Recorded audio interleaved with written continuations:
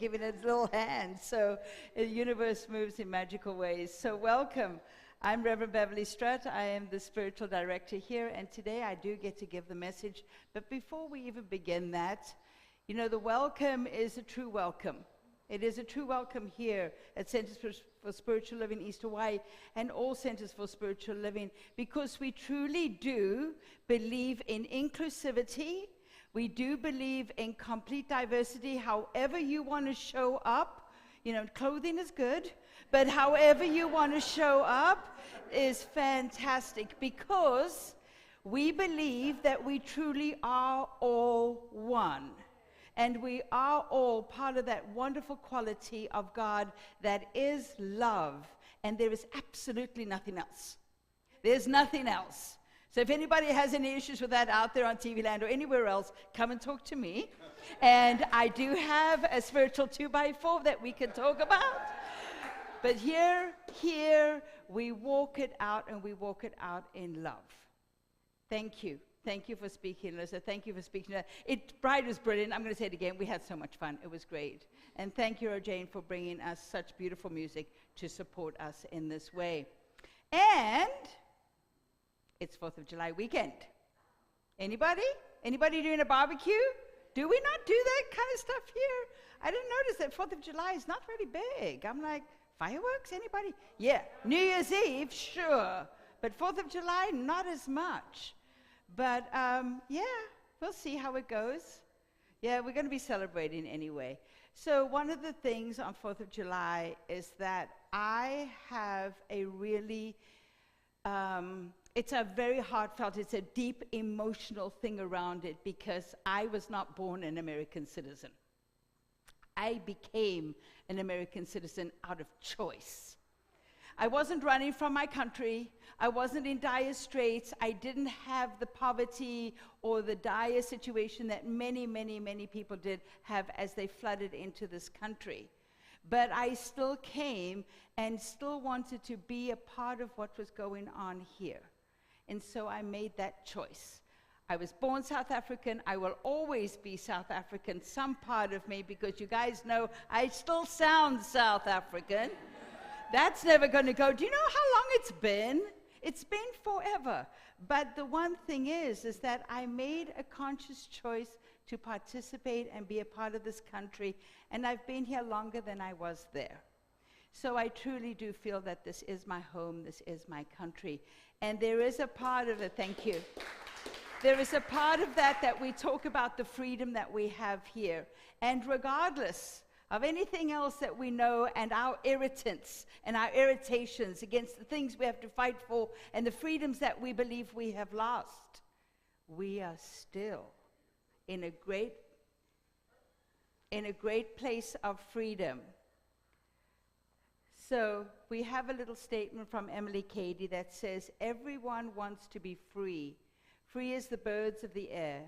Free from sickness, free from suffering, free from bondage, free from poverty, and they have the right to be. It is a God-given desire and a God-given right. So everybody in this whole, wherever we know humans to be and beyond, has the right to be free. And we do act that. And yet there is still a call going on, even within this country, for more. For more, especially when we come to rights of the spoken about, the under-recognized, whatever that may be. And Barack Obama said it beautifully. He said, our responsibility as citizens is to address the inequalities and injustices that linger, that we secure our birthright, freedoms for all people. So we celebrate this 4th of July. We celebrate in all that we are, and we know that we're not done with our work. We're called here. One of the themes for this year is living out loud. Not just me, not just you, but all of us. So when we're called to work, and you'll notice that through the theme of the year, there have been different topics, and in each topic, they broach this idea of what is our social uplift calling, and how do we want to step forward. and everybody gets to do it in their own individual way. There's no one way, there's no one right way, and everybody has a different point of view.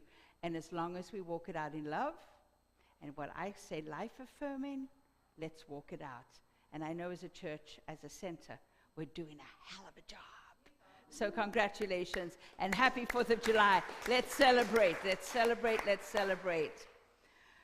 Okay, so we know that the theme for this year is Living Out Loud, and the topic or the theme for the month is Speaking to Circumstance. It's quite appropriate, isn't it, after what I just said? The topic for that, Speaking to Circumstance, literally it was brought forth from speaking to power. It was a way that we addressed how we saw power and what it truly means to us and how we walk it out. It's the same thing with circumstance. How do we see our circumstances? What is our perception? And how do we handle it the best way possible for a good and positive outcome for all? And Eric Butterworth, if anybody doesn't know who Eric Butterworth is, he wrote the beautiful book Spiritual Economics, but he writes here, in Psalm 8, David says that we are crowned with glory and honor and endowed with dominion over all things. David is saying that you are mightier than circumstances. You're not only human, you are human and divine. And the divine in you always transcends the human. You are bigger than your littleness, stronger than your weakness. You have power and dominion over all life's experiences by the attitude with which you deal with it. Isn't that brilliant? It's like you are mightier than your circumstances, and how you deal with it is all about your attitude towards it and how you manage it and walk it forward. So being that today's topic is Monsters, Inc., anybody see the movie? Yes? Anybody love the movie? Yes. I love it. It was so good. It was a wonderful opportunity for me to go back and watch it again, because it's like, okay, Monsters, Inc. Let me see where the person who was trying to put an outline out for today was coming from with Monsters, Inc. And if you don't know the story about Monsters, Inc., there's this place called Monstropolis, and it's called Monstropolis, and their electricity and their energy power is generated through the screams of young kids. So they have this workforce, and they come out, and at night they go into your room, and of course kids are always terrified about what's in the closet. What's in the closet? What's under the bed? Well, there were things under the bed, but they were just capturing the screams. So they would scream, capture the scream, go, and they generated their world through that. But the thing that I'm going to focus on first is the fact that kids have an innate fear about the unknown. They come in and they are very much vulnerable to the unknown. So there's this great manifestation of monsters in the cupboard, because there's no doubt that we've all seen eyes in the darkness where there was nothing. We've seen this. And so as children, they build this kind of sense of a fear of the unknown. They create monsters maybe where there are none, and they come to believe in these monsters. They're all bad. These are terrible monsters. They're scaring. They're hurtful. Have you ever seen a child actually affected by a monster under their bed? I don't think so. I don't think so. Now, those monsters, however, don't just stay. They don't just stay with us as children.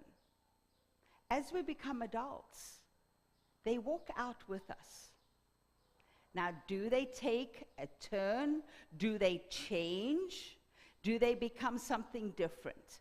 Absolutely. Because as adults, we can get up and open the closet and go, I'll take you. If you're there, I'm going to address you. So the closet, the unknown of that direct monster, turns and morphs into monsters others places around us. But remember one thing, they're still 90% of the time our creation. They can be anything It can be a person that for whatever reason is coming to your life and is pushing your buttons, and this becomes a monster. You don't even really know this person, but just the way they walk across the street, you're like, there's a monster there. There's somebody I've got to stay away from, somebody I don't want to deal with. We don't even really know it. It could be an organization. And yes, there are monster organizations out there. We know them, we research them.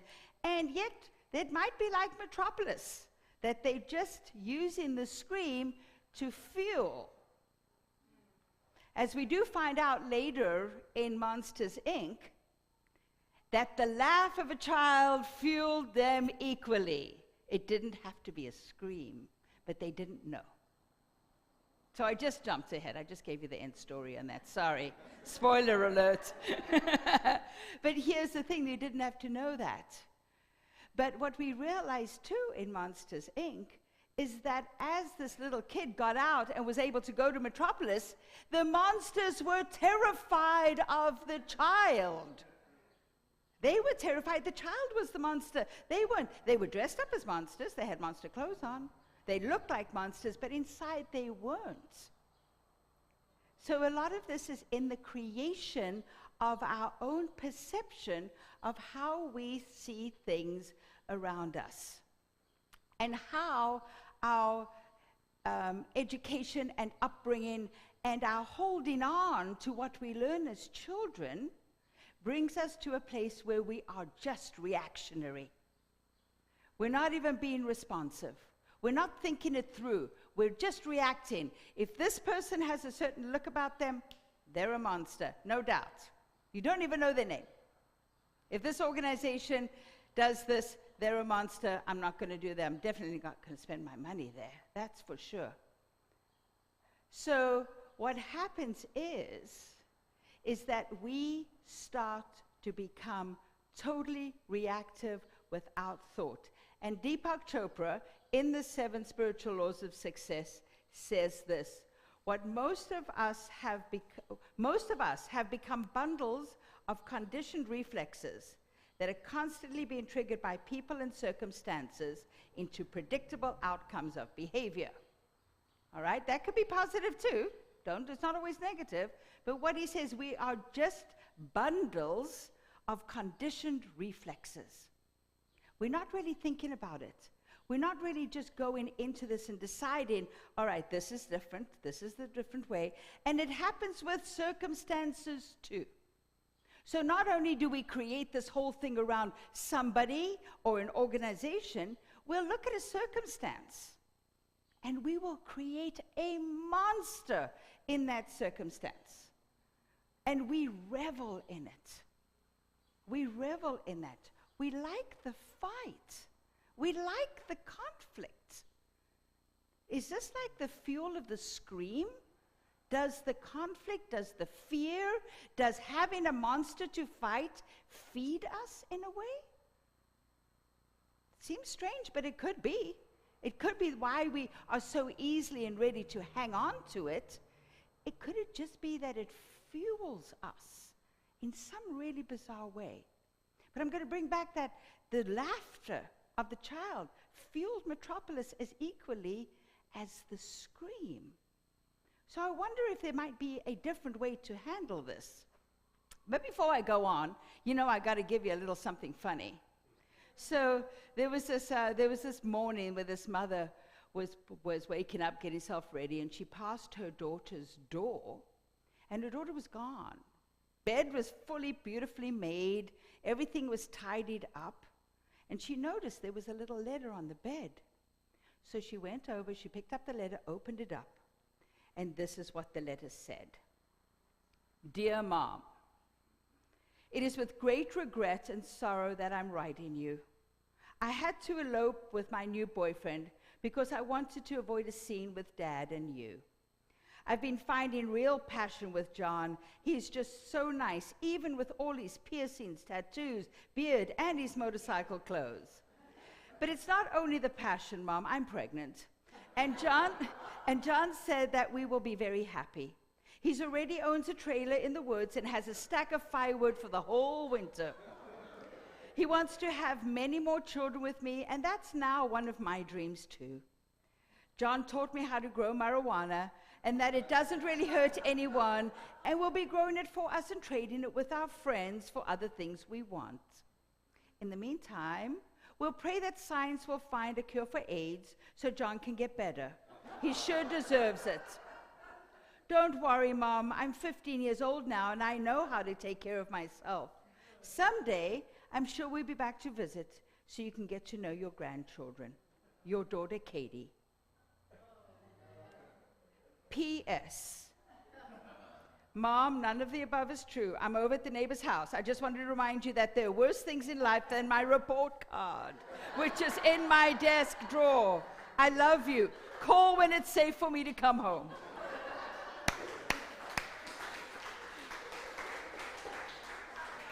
Talk about creating monsters for our own good, right? Speak to every fear, every monster a mother, every circumstance a mother could ever imagine, and then use it. Brilliant, absolutely brilliant. At that point, the mother's come home, I love you, I'm so happy this is not the truth. Ah. If only our monsters were just that simple. Oh, if only the monsters were just something that we could laugh away in a minute. But unfortunately, most of our monsters come from this place where we separate from everybody else. We separate. We sometimes actually use our monsters as barriers to protect ourselves. If I can look at that person or that organization or this circumstance and see it as a monster, I don't have to engage. I can just step back, surround myself with my little protective barrier, and not have to deal. I can make up my own story. Anybody done that? Anybody looked at a circumstance and went, you're not going there, why? Oh, I've got a great story, and come to me anytime. I can create stories about everything, everything. 90% of it is not the truth. But what it does is we continue to go into separation from ourselves in the world. We continue to go there. And it's sad, and it's lonely, and it's why. And we have to keep reminding ourselves of the negative aspect of that person, of the negative aspect of the circumstance, to remind ourselves why. We spend an awful amount of energy in separating ourselves. There's no need to. There's no need to separate ourselves. We are one with each other. But here's the kicker.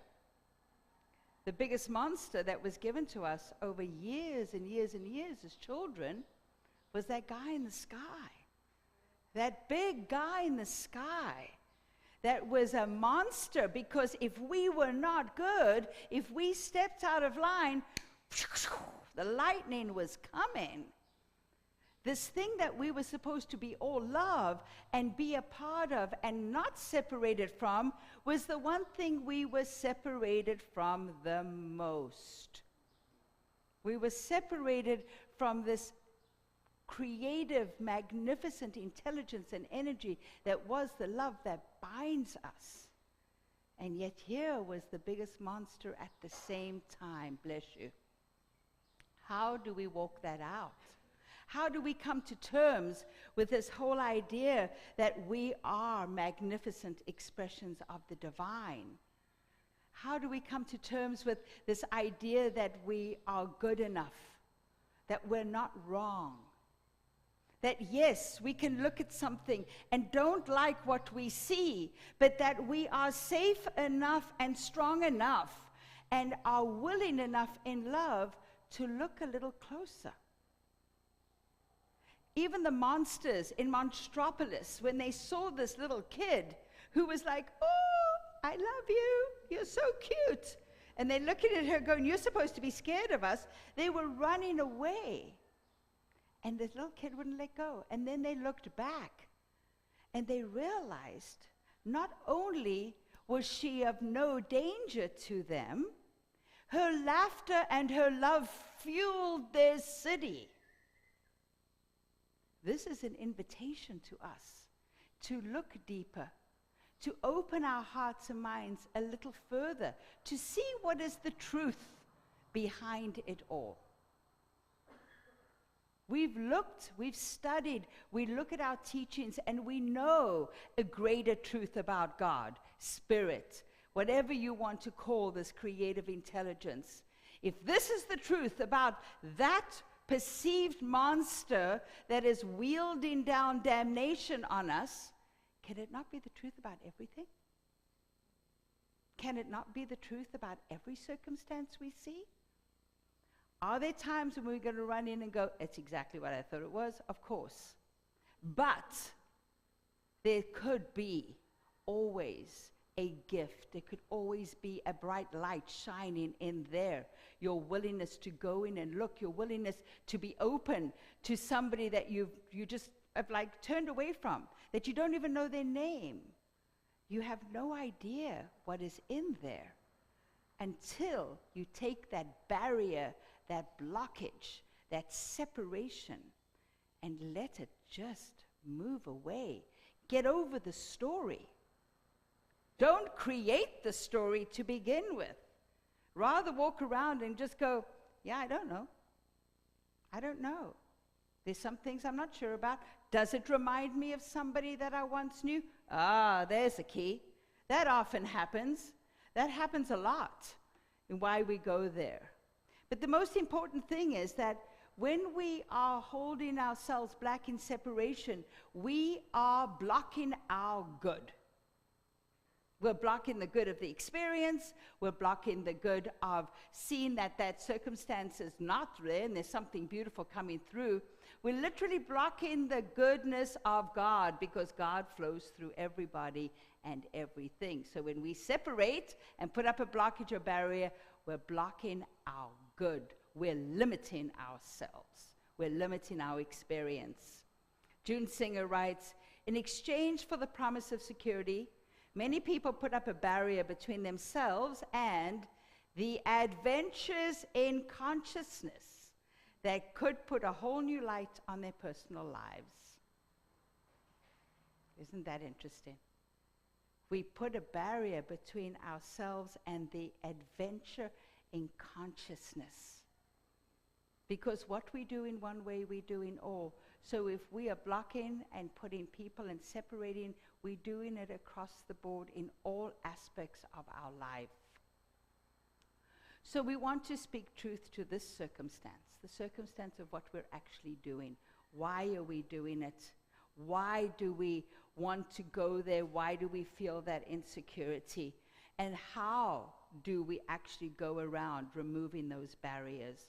Well, one of the biggest things of those barriers is to understand maybe the root cause. What was the root cause? Why am I reacting to this person who has this certain color hair or puts it up in a certain way, or a circumstance that played out in that way? Why am I reacting to that? And we all know I'm going where I'm going. We go into those old hidden beliefs that we got when we were lying in bed and we thought there was a monster in the cupboard and we created one. Well, we carried those beliefs with us, along with many others that came when we were kids. We carry them along, and it is time to let those hidden beliefs go. It's time to let them go. We want to let them go. We want to let them go so that we can live this magnificent life that is being offered to us all over the place.